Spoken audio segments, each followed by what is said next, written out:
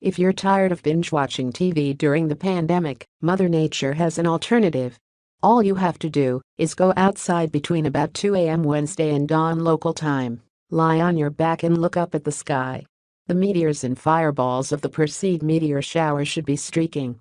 NASA says it's one of the best meteor shows of the year. That's because of the sheer number of meteors, 50 to 100 meteors, to catch per hour, as well as their fireballs, larger, brighter explosions of light and color that last longer than an average meteor streak. The popularity of the Perseids also has to do with the season. Summer temperatures make for pleasant viewing conditions. The American Meteor Society says there are stronger meteor showers, but those appear in the Northern Hemisphere during the colder parts of the year.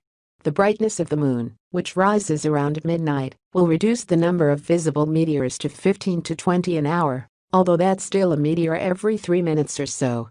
The Perseids are best seen in the Northern Hemisphere. You don't need a telescope and you don't need to pick a corner of the sky, they're everywhere. But you do need the weather to cooperate. A cloudy night sky means you won't see much of anything.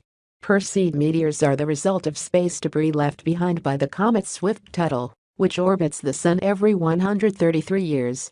Earth passes through these trails of comet dust every July and August, causing debris to collide with the atmosphere and disintegrate into fiery streaks. This particular shower gets its name because the meteors appear to be coming from a point in the sky right by the constellation Perseids. Even though NASA says no special equipment is necessary, its meteor mavens do have some suggestions to improve your viewing experience. They recommend spending half an hour outside to let your eyes adjust to the dark and avoiding bright lights like a phone screen. The American Meteor Society advises watching from an area as dark as possible and fixing your gaze about halfway up the sky, as more activity is visible at lower elevations. It also suggests a viewing window of at least an hour, as these celestial displays are notoriously variable.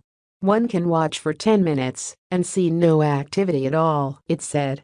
Just a few minutes later, several meteors may appear nearly simultaneously.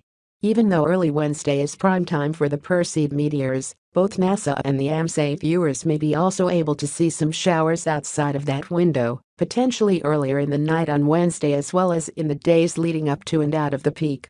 Midnight to dawn any morning the week before or after should produce a few meteors, NASA said.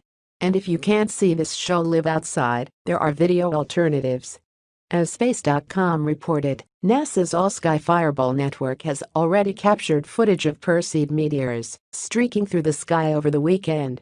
And there's a live broadcast of the meteor shower's peak, weather permitting, from a camera at NASA's Marshall Space Flight Center in Huntsville, Alabama, from about 8 p.m. CDT on Tuesday until sunrise on Wednesday.